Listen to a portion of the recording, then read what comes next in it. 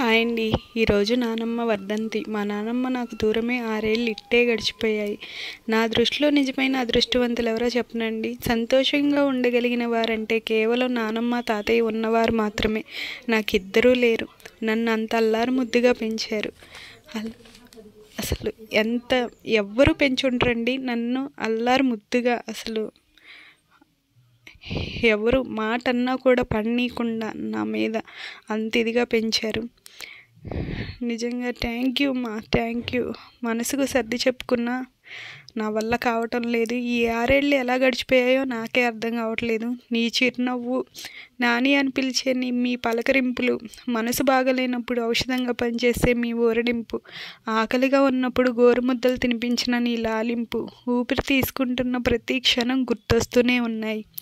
ప్రతి ఏడాది ఈరోజు రావడం మరింత బాధ కలిగిస్తుంది. ఐ మిస్ యూ మా.